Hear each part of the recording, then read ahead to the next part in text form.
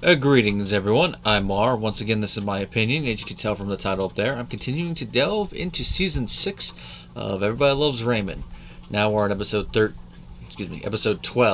I have the DVD menu up here and it's on episode 13, sorry about that. Either way, 13 is going to be another palate cleanser like this one is. This, of course, is the Christmas episode of Season 6. Season's Greetings. This is the one with the infamous Christmas cards. Oh yeah, this is going to be fun because just seeing how Marie's been the last 6 seasons, you can kind of already guess where this is going to go. But before we delve into that, just a reminder, if you want to support the channel, both the Patreon and PayPal links are down below. If you want to suggest topics for future videos and get access to them early, go the Patreon route. If you just want to do a one-off support or a one-off request, go the PayPal route. Either way, your support is appreciated. Season's Greetings. This is another episode by Tucker Colley, and it's one of those ones that even without me telling you, you could kind of see that his fingerprints are somewhere in there. Even if he didn't write the screenplay, I can imagine in the writer's room, he probably was like, what about a Christmas episode where Marie wants to do a Christmas letter? And she's doing her usual shtick. And that sums up this episode in a nutshell. This is another one I did see through syndication. But the fun thing about that is how they cut off the opening part of the episode, because they cut off when Debra walks in and sees Marie, right to when Debra confronts Marie in this opening scene. But the funny thing is, the establishing shot they use is of Raymond's house instead of Frank and Marie's house. It's a little fun little thing there, but even though it's not the right house, it doesn't really hurt the episode that much. You look at it and go, huh, yeah, it still works. Now, the thing that it cuts out there in syndication is Debra comes in, she sees Marie's working on something, she asks what she's working on. She's working on a family Christmas letter. She hasn't done one in years, but it's one of those things that she wants to do to keep the family, extended family mostly, and friends that they don't see often, mainly weddings and other such big occasions, of what they've been doing. You know, Marie's been watching the kids, which is why Debra goes in there. Marie goes to get the kids, and Debra takes a look at the letter. And the first thing she really says out loud tells you what this letter is. Lady, you are out of your ever-loving mind. Marie is putting her usual spin on the letter. And we get Debra reading it out loud, saying stuff like, Debra's cooking is coming along well. I might give her a job at Chez Marie one of these days. And everyone else is like that. Now Marie is her usual stuff. Oh, this is my letter, and this is America. Saying she's not going to change it, and then she leaves. Or should I say Debra leaves, since it's Marie's house. It'd be kind of weird for Marie to leave. Debra leaves. Now later on, Marie goes across the street with some homemade biscotti and apologizes to Debra about the letter. And Ray's there for this one. He's like, oh yeah, biscotti. He thinks everything's good. Everything's going to go good. And then Marie says she's going to go to the post office. So we find out she's still going to do the Christmas cards. She and Debra have a little bit of a heart-to-heart about the cards and why she's doing it. Because apparently, the often spoken about cousin Teresa did a Christmas letter, a long one, and she mentioned Marie and her family. And it's just a couple lines, and it ends with this little blurb. They seem to be comfy living in their little arrangement, a stone's throw from each other. Not that they'd ever throw stones, ha ha. And Debra calls her a bitch. I just love it. It goes from her saying that to like, oh, she's a bitch.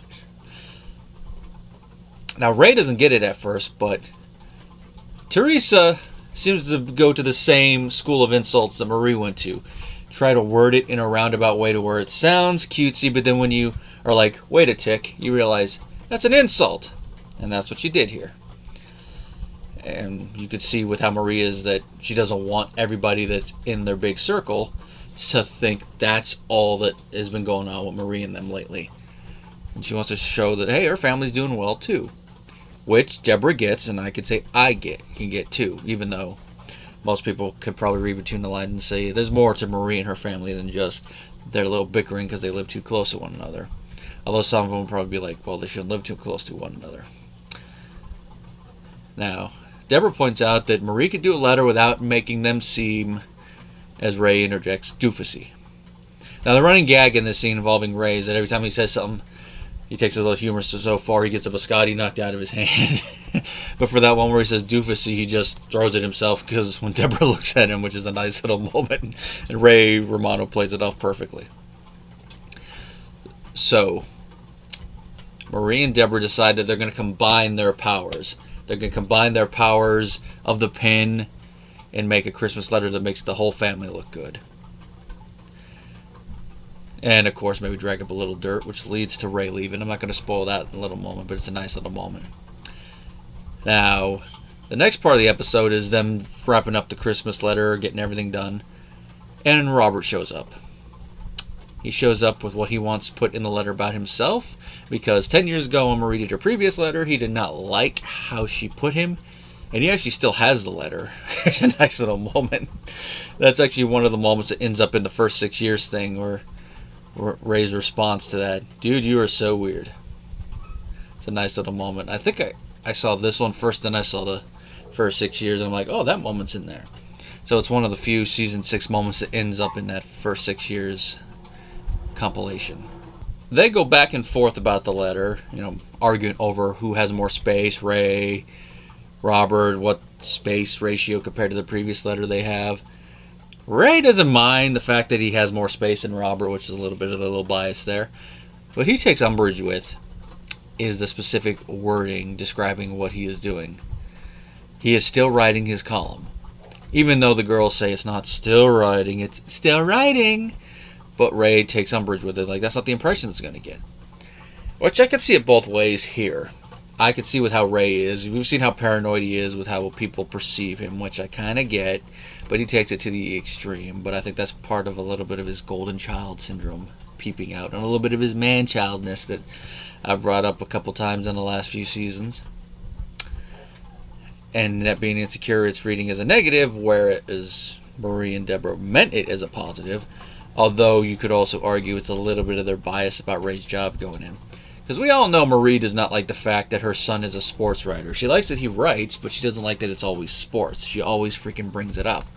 Even though she needs to realize not every writer is going to be out there doing short stories and poetry. That's going to be poets. That's going to be, authors of fiction. He is a journalist, a sports journalist.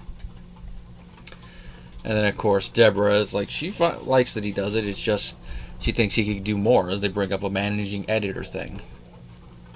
And every bit of dialogue that Debra has after that, until we get a big revelation about that, kind of hints that that's what she wants him to do. And it's like, Debra, I get it that you want him to go to a higher up job and make more money, but maybe he's just comfortable being a sports writer and he doesn't want to go higher. Some people just like it there. I know some people say, well, that's complacency, but some people just like a certain level and don't want to go up higher because they don't want to deal with the job. They prefer the job they're at. Don't want to deal with the headaches, hassles, and horse crap of higher bureaucracy.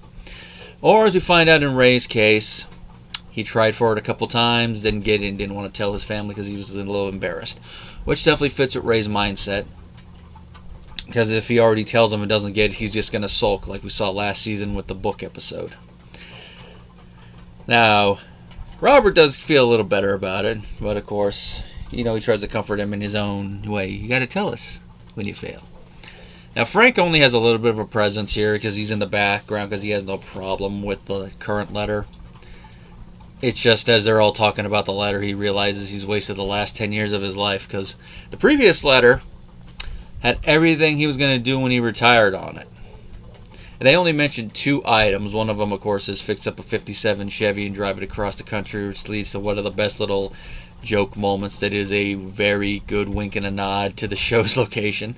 Because while the show is set in New York, as I mentioned before, it's filmed in Los Angeles. Of course, California. And they do the whole little gag of, that's where California is. And you all know how I feel about California. The family like, oh, yes, we do. And then he goes on the typical little rant about California that you would expect people who don't live in California and some people who do live in California to make about it. And it's like, drive across the country. I'd rather drive off a cliff. Nice little gag there. The audience is probably like, that's a joke. I definitely appreciate more as an adult than I did as a kid. And then, of course, the other one is when he's trying to lament that, I wasted my life. And they say, you can still do that stuff. See Frank Sinatra in concert? Yeah, by the time this episode went live, I believe Frank's a little bit late on that. And then, of course, watching it back all these years later, like, yeah, Frank is definitely late for that. Although, if you're going off Peter Boyle, when he passed away, he still got to go see Frank Sinatra. I know, dark humor. I know, dark humor. A little dark, too dark, but it's true. They tell Frank to do a new list to put in the Christmas letter. It's probably a little better than what they were going to put in there with him, but I'm not going to spoil that. Now, all this little thing, it implodes, and everybody hates the letter. And all three of the boys take out their portions of the letter, and it's now just Marie and Debra. And Marie decides she's just going to use her portion and send it out. Now, we don't hear if she actually does or what happens, but the epilogue scene's a nice little heartfelt moment. It's a little mean because of what they're doing, but it fits the episode, and it's the perfect epilogue for it. And it is a little Christmassy because it's the Barone family coming together Christmas morning, enjoying their coffee and cocoa, reading other families' Christmas letters, and ridiculing them. I just love it. And of course they have Frank read it, which is perfect. Perfect little person to read all this, and their little snide comments about the other families. It's a little mean, but the way it's done, the way it's acted, and all how the shots are edited together. Even though I don't really talk about editing and framing a lot, but all those elements just make this scene work. Now, watching it live, it would still work, but watching it back on tape in the sitcom format, it definitely still works. And it's a nice little way to end it, especially with the Christmas music.